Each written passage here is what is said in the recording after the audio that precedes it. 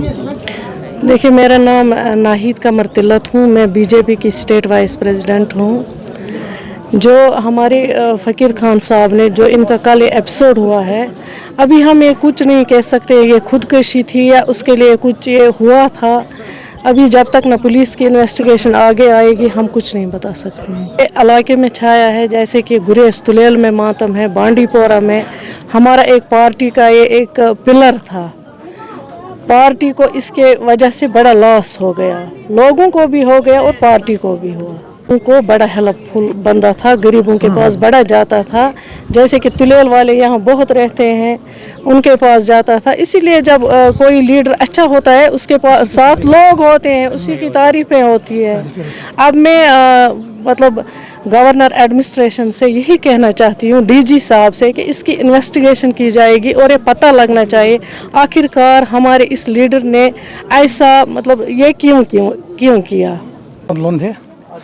मैं भी गुरेज कांस्टिट्यूंसी का एक इलाका जौडारा का रहने वाला हूँ। खान साहब की डेथ के बारे में कोई मालूम मुझे नहीं, लेकिन खान साहब का यही मुझे दुख है कि खान साहब ने अपने ओहदे छोड़कर सियासत में उतरे हमारे लिए, कि वो 1996 से पहले एक मास्टर था, आज वो डायरेक्टर या मतलब सीओ के ओहदे पर फाइज होता था।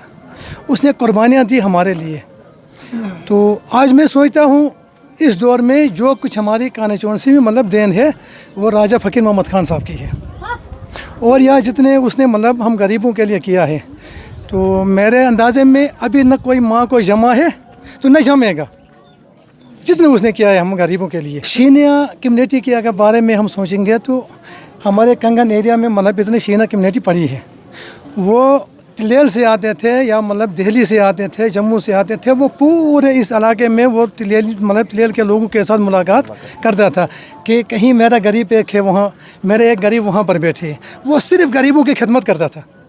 उसने अपने घर की कोई टेंशन नहीं ली, अपने परिवार की कोई टेंशन नहीं ली, सिर्फ गरीबों के लिए अपनी मतलब कुर्बानियाँ उसने दी 1996 से लेकर 2025 तक सिर्फ गरीबों के लिए। हमारी यही गुजारिश है कि यह इस वाक़ा की मजम्मत करना और पूरी तरह तहकीकात करना, क्या वजूहात हुई। एक लीडर, एक मतलब तिलेल गुरेज का एक पहला शम्बा एक था, एक शख्सियत।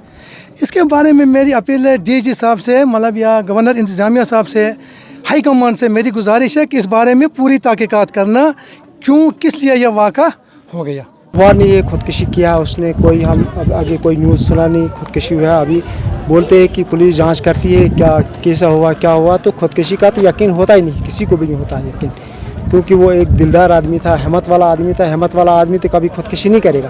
क्यों करेगा खुदकुशी? 4 इलेक्शन में हारा, तब उसने अपने आप को कोई नुकसान नहीं पहुँचाया, तो आज क्यों पहुँचाएगा? आज कोई उसको ये कोई दबाव नहीं था, कोई कुछ नहीं था, अपने उसके साथ सब पूरे तिलेल गुरेज के लोग उसके साथ थे। आज क्यों खुदकुशी करता हूँ?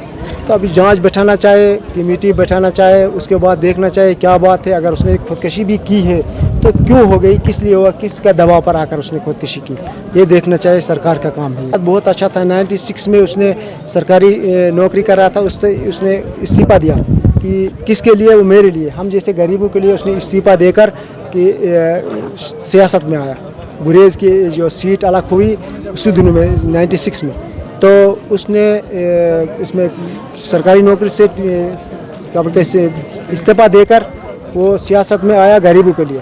तो 3-4 इलेक्शन उसने हारा, 4 इलेक्शन उसने हारा कि तब भी उसने कोई अपने आप पर नुकसान नहीं पहुंचाया। आज हम हैरान होते हैं उसने क्यों अपने आप पर नुकसान पहुंचाया। हम किसी को यकीन होता नहीं है।